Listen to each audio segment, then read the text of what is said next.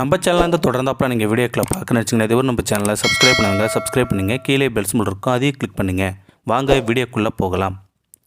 அறிந்து உணர முடியாத அதிசயம் துயரம் என பல பக்கங்களோடு தன்னோடு சுமந்துள்ளது கோயம்பேடு பேருந்து நிலையம். இரவு நேரங்களில் பேருந்து நிலையத்தின் காத்திருப்போர் பகுதி முழுவதும் அவ்வளவு பேர் தங்கள் உறக்கத்துக்கு இடம் பிடித்திருக்கிறார்கள். உடலும் மனமும் மட்டுமே சொத்தாக படுத்திருக்கிறார்கள். பல குடும்பங்களுக்கு அதுதான் வீடு. குழந்தைகள் முதல் முதியோர் வரை கோயம்பேடு பேருந்து நிலையத்திற்குள் இருக்கும் உலகம் சொல்லும் கதைகள் மனதை உருக வைப்பவை. வீட்டை காலி செய்து மொத்த பொருட்களையும் சாக்கு மூட்டையில் கொண்டு வந்திருந்த ஒருவர் தலைக்கு பக்கத்தில் வைத்து படுத்திருக்கிறார். மூட்டையை சந்தேகத்துடன் தட்டி பார்த்த காவலரிடம் குக்கர் என்கிறார். இன்னொருவர் துணியை தலையணையாக்கி தூங்க முயற்சி செய்கிறார். தலைமாட்டில் சாமி படத்துடன் ஒருவர், குழந்தைக்கு பால் கொடுக்கும் பெண் ஒருவர், காலுக்கு மருந்து போட்டவாறு ஒரு முதியவர். காவலர்கள் அங்கும் இங்குமாக வலம் வருகிறார்கள். வாக்கி டாக்கி அலைவரிசையில் மாறிக்கொண்டே இருக்கிறது. ஒரு குழந்தை விளையாடி களைத்து போட்ட பொம்மைகளாக இருக்கிறது அந்த இடம். கோயம்பேட்டில் உள்ள ஆதரவற்ற மனிதர்களின் வயிற்றை விட கொசுகளின் வயிறு நிரம்பியிருக்கிறது. ஆம், இரவு நேர பாதுகாப்பில் பெண் காவலர்கள் 4-5 பேர் எப்போதுமே இருப்பார்கள். அங்கிருக்கும் பெண்கள் குழந்தைகள் அழைத்து விசாரிப்பார்கள். பசியோடு உள்ள ஒருவருக்கு சாப்பாடு வாங்கி கொடுக்கும் பெண் காவலர்களை பார்க்கலாம். அங்கு பேருந்து நிலைய நுழைவாயிலில் காவல் பணியில் இருந்த 30 வயது காவலர் சரண்யா. இங்கே தூங்கும் பலரும் வெளியூரிலிருந்து வந்தவர்கள்தான். காலையில் போயிடுவாங்க. சிலர் தங்கறதுக்கு இடமில்லாமல் படுத்துட்டு காலையில் போயிடுவாங்க.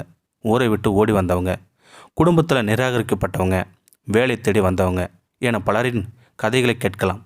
தூக்கமே வராது. இப்போ கூட சேலத்திலிருந்து வந்துட்டு எங்கே போகிறதுன்னு தெரியாமல் அழுதுட்டு இருந்த பெண்ணை விசாரித்தேன். அம்மா அப்பா இல்லாமல் மாமா வீட்டில் வளர்த்துருக்கா. அந்த பொண்ணுக்கு படிக்க ஆசை. மாமாவால் படிக்க வைக்க முடியல. சென்னைக்கு கிளம்பி வந்துட்டாள். அண்ணாநகர் ஹோமில் விட்டுவிட்டு வர்றதுக்காக ஒரு காவலர் போயிருக்கார் என்றார். நேரம் 1:30 மணி ஆகியிருக்கிறது. வெற்றிடத்தை காட்டும் நிற்பும் மௌனமும் நிற்பும் என்பார்கள். ஆனால் நினைவுகள் மட்டுமே நிரம்ப சில வினாடிகள் அமைதியாக இருந்துவிட்டு மீண்டும் தொடர்ந்தார். இங்கே நைட் டியூட்டிக்கு வந்த நாளிலிருந்து ஒருத்தர் தினமும் நைட்டு 9 மணிக்கு 2 குழந்தைகளோடு வந்து படுப்பார். பசங்களுக்கு வயசு 10க்குள்ளே இருக்கும். பொண்ணு பேர் தீபா, பையன் பேர் ஆகாஷ். வீட்டு வாடகைக்கு கொடுக்க முடியாமல் காலி பண்ணிட்டாராம். காலையில் இங்கே குளிச்சுட்டு கூட்டிகிட்டு போயிடுவார். ஒரு நாள் நைட்டு தீபா கிட்ட பேச்சு கொடுத்தேன் நான். அம்மா புத்தி சுவாதனம் இல்லாமல் தொலைஞ்சு விட்டாங்க. அப்பா தான் எங்களை காப்பாற்றுறாரு. 4வது வரைக்கும் நான் படிச்சிருக்கேன். அப்பா காலையில் ஸ்கூலுக்கு விட்டுட்டு வேலைக்கு போயிடுவார்.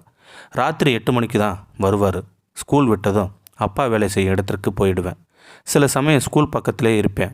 அப்புறம் ஸ்கூல் போகிறதையே நிப்பாட்டிட்டேன்னு சொல்லிச்சு அந்த பெண். அந்த 2 பேருக்கும் அடிக்கடி சாப்பாடு டீ வாங்கி கொடுப்பேன். அந்த குடும்பத்தை எழுப்பாதீங்க, அவங்க தூங்கட்டும். கான்ஸ்டபிள் சரண்யாவின் நைட் டியூட்டி கனவு இது. பொதுவாக இங்கே தூங்குவர்களின் 4 மணிக்கே எழுப்பி விடுவோம். அவங்களை மட்டும் 6 மணி வரை தூங்க விட்டுருவேன். அவங்க அப்பாவுக்கு எந்த கெட்ட பழக்கமும் கிடையாது. குழந்தைகளே உலகமாக இருப்பார். 10 நாளைக்கு முன்னாடி அந்த பெண்ணுக்கிட்ட ஸ்கூல் சேர்த்து விடட்டுமான்னு கேட்டதுக்கு சரின்னு சொல்லிச்சு.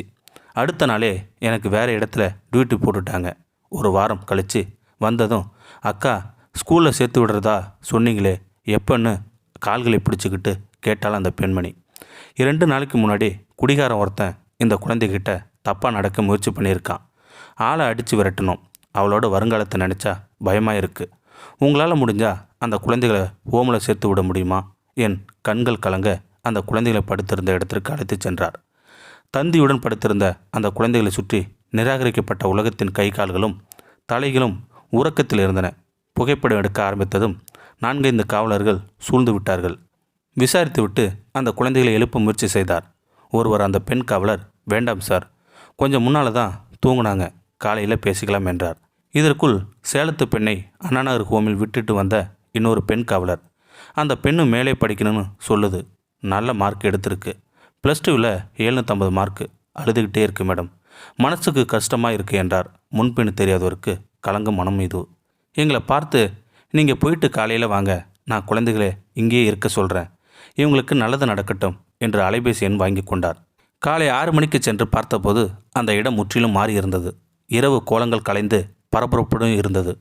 அந்த பெண் காவலர் சந்தித்ததும் குழந்தைகள் இருந்த இடத்திற்கு அழைத்து சென்றார். அவரை பார்த்த குழந்தைகள் ஓடி வந்து கட்டி கொண்டார்கள். வாங்க டீ சாப்பிடலாம் என அழைத்து சென்றார். நாங்கள் அப்பாவிடம் பேச்சு கொடுத்தோம். எனக்கு ஊர் பண்ருட்டி சார். மனைவிக்கு மனநிலை சரியில்லாமல் போயிருச்சு. ஊரில் நிரந்தரமான வேலை இல்லை. 3 வருஷத்துக்கு முன்னாடி குழந்தைகளோடு சென்னைக்கு வந்துட்டேன். கொத்தனார் வேலை செய்கிறேன். வீடு பிடிச்சி வாடகை கொடுக்குற அளவுக்கு வருமானம் இல்லை. குழந்தைகளை விட்டுட்டு என்னால் இருக்க முடியாது சார். எனக்கு எல்லாமே அவங்க தான். ஆனால் இவங்க எதிர்காலத்தை நினச்சா பயமாக இருக்குது. அதனால் நல்ல இடமா பார்த்து சேர்த்து விடுங்க சார். அவங்க நல்லா இருக்கணும். எங்கே போனாலும் ஆதார் கார்டு, ரேஷன் கார்டு கேட்குறாங்க.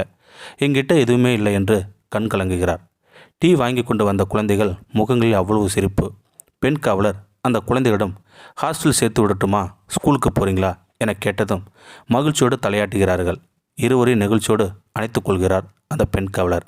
ஃபோட்டோ எடுக்கலாமா என்றதும் காண கிடைக்காத அற்புதமான புன்னகையோடு கேமராவுக்கு முன்பு வருகிறார்கள். குழந்தைகள் நலன் கருதி படங்களை தவிர்க்கப்பட்டுள்ளன. எம்எம்டிசி சிக்னலுக்கு பின்னால் இருக்கும் கங்கையம்மன் கோயில்தான் அவர்களின் பகல் நேர அடைக்கலம். கோயிலுக்கு எதிரே இருந்த கட்டிடத்தின் சுவருக்கு அருகே குழந்தைகளின் துணி மூட்டைகள் இருந்தன. பக்கத்தில் பாதி கட்டிய நிலையில் ஒரு கட்டிடம். கோயில் வாசலிருந்து பூக்காரி பெண்மணி 5-6 வருஷமாக இங்கே தான் இருக்காங்க. பகல் நேரத்தில் நாங்கள் தான் பார்த்துப்போம். பிள்ளைங்களோட அப்பா இந்த கட்டிடத்தில் தான் கொத்தனாராக வேலை பார்க்குறாரு. உங்களால் அந்த குழந்தைக்கு நல்லது நடந்தால் புண்ணியமாகும் என்றார் அந்த சந்தோஷத்துடன். குழந்தைகளின் அப்பா ஒரு அட்டைப்பெட்டியை எடுத்து வந்தார். என்னவென்று பார்த்தால் 2 கோழிகள். அந்த குழந்தைகள் அன்புடன் வளர்க்கும் 2 ஜீவன்கள். எக்மோர் டிரான்ஸ்பாஸ்கோ ஹோமில் பேசிட்டோம். 2 நாளில் பள்ளிக்கூடம் போயிடலாம். படித்து என்ன ஆக போகிறீங்க என்று கேட்டதும் அந்த போலீஸ் அக்கா மாதிரி நாங்களும் போலீஸ் ஆகி எல்லோருக்கும் ஹெல்ப் பண்ணுவோம் என்கிறார் இருவரும். உலகின் அதிசிறந்த மந்திர வார்த்தை லைஃப் இஸ் பியூட்டிஃபுல். இந்த வீடியோ உங்களுக்கு பிடிச்சிருந்தா கமெண்ட் பாக்ஸில் கமெண்ட் பண்ணுங்கள். கூட உங்கள் ஃப்ரெண்ட்ஸுக்கு ஷேர் பண்ணுங்கள். இதுவரை நம்ம சேனலை சப்ஸ்கிரைப் பண்ணுங்கள். சப்ஸ்கிரைப் பண்ணிங்க. கீழே பெல் சிம்பல் இருக்கும், அதையே கிளிக் பண்ணிங்க. தேங்க்யூ ஃபார் வாட்சிங்.